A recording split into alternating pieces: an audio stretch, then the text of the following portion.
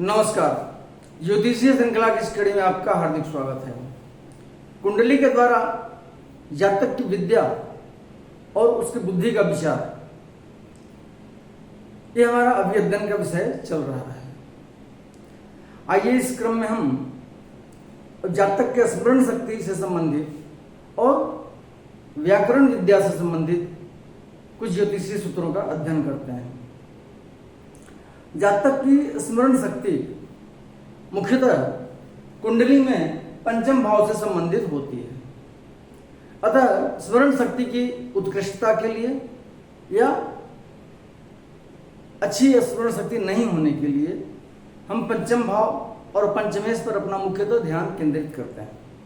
प्रायः ऐसा पाया जाता है कि हर व्यक्ति की स्मरण शक्ति एक समान नहीं होती है। किसी की स्मरण शक्ति बहुत तीव्र होती है, किसी की अच्छी नहीं होती है।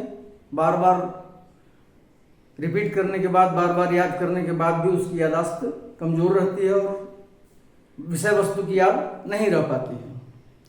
तो इसके लिए कौन कौन से योग जिम्मेदार हैं, ग्रहों की कौन सी स्थिति इसको प्रभावित करती है, आइए देखते हैं।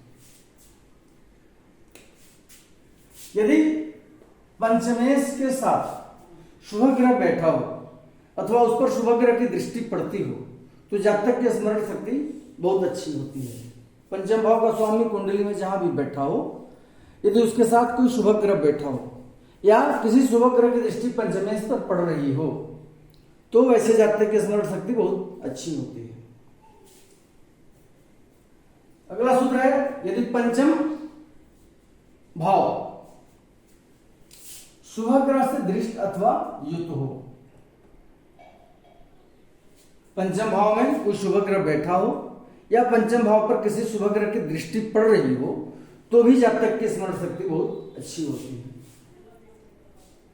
अगला सूत्र है, यदि पंचमेश बृहस्पति से केंद्र अथवा त्रिकोण में स्थित हो तथा किसी पाप ग्रह से युक्त अथवा दृष्ट न हो तो जातक की स्मरण शक्ति बहुत अच्छी होती है।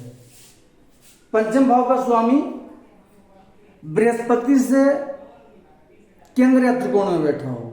बृहस्पति जहां भी स्थित हो कुंडली में, उससे केंद्र में या त्रिकोण में पंचम भाव का स्वामी बैठा हो और उस पर किसी पापग्रह की दृष्टि नहीं पड़ रही हो या पापग्रह से प्रभावित नहीं हो, पापग्रह की युति भी उसके साथ नहीं हो, तो वैसे जातक की स्मरण शक्ति बहुत अच्छी होती है।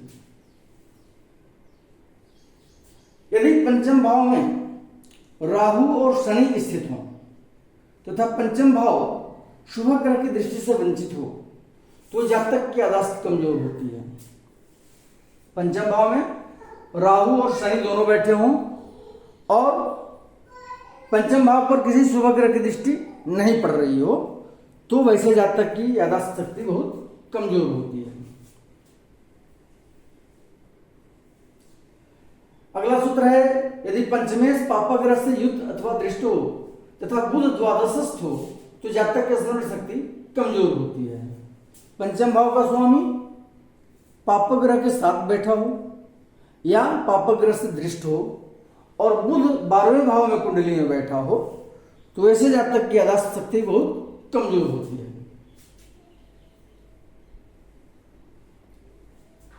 अगला सूत्र है, यदि पंचम भाव पापग्रहों से घिरा हुआ हो, अर्थात पंचम भाव के दोनों तरफ पापग्रह बैठे हों, चतुर्थ स्थान में पापग्रह बैठा हो और कुंडली में षष्ठ भाव में भी पापग्रह बैठा हो, अर्थात पंचम भाव पापग्रह से घिरा हुआ हो और शुभ ग्रह की दृष्टि से वंचित हो, अर्थात पंचम भाव पर किसी शुभ ग्रह की दृष्टि नहीं पड़ती हो तो वैसे जातक की स्मरण शक्ति कमजोर होती है।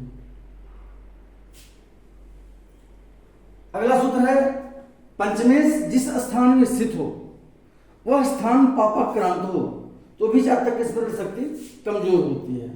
पंचम भाव का स्वामी कुंडली में जिस स्थान में बैठा हो, अगर वह भाव पापाक्रांत हो, पाप से पूर्णतः प्रभावित हो, पापग्रह से, पापग्रह की राशि में बैठा हो या पापग्रह से युक्त या दृष्ट हो,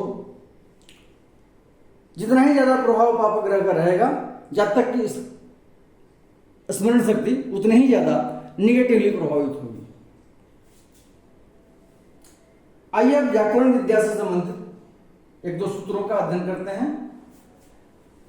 पहला सूत्र है, यदि बृहस्पति और द्वितीय कुंडली में बली हो और उन पर शुक्र और सूर्य की शुभ दृष्टि पड़ रही हो तो जातक व्याकरण शास्त्र का ज्ञाता होता है। बृहस्पति और द्वितीय भाव के स्वामी और बृहस्पति दोनों कुंडली में बलवान स्थिति में हो और उन पर सूर्य और शुक्र की दृष्टि पड़ रही हो तो ऐसा जातक वैयाकरण होता है, प्रसिद्ध वैयाकरण होता है, अर्थात व्याकरण शास्त्र का अच्छा ज्ञाता होता है। अगला सूत्र है, यदि बलवान बृहस्पति द्वितीय हो और सूर्य के साथ हो अथवा सूर्य से दृष्ट हो तो जातक व्याकरण शास्त्र में निपुण होता है। पहली बात कही जा रही है कि द्वितीय बृहस्पति हो, द्वितीय भाव का स्वामी बृहस्पति हो, अर्थात द्वितीय भाव में या तो धनु राशि हो स्थित या मीन राशि स्थित हो और द्वितीय बृहस्पति कुंडली में बलवान स्थिति में हो और उसके साथ सूर्य बैठा हो या सूर्य वैसे बलवान बृहस्पति को देख रहा हो जो द्वितीय हो तो ऐसा जातक व्याकरण शास्त्र में निपुण होता है। और कहा जा रहा है कि वहीं यदि द्वितीय बलवान बृहस्पति सूर्य तथा शुक्र से दृष्ट हो तो जातक व्याकरण के साथ साथ शब्द शास्त्र का भी ज्ञाता होता है। द्वितीय भाव का स्वामी बृहस्पति बलवान स्थिति में हो और उसको सूर्य और शुक्र दोनों देख रहे हो तो वह व्याकरण शास्त्र में तो निपुण होता ही है, उसके साथ साथ वो शब्द शास्त्र का भी ज्ञाता होता है। उसकी शब्द शक्ति बहुत स्ट्रांग होती है, वोकैबुलरी बहुत मजबूत होती है। अगले वीडियो में हम इस विद्या और बुद्धि के विचार से संबंधित कुछ अन्य ज्योतिषीय सूत्रों का अध्ययन करेंगे। नमस्कार।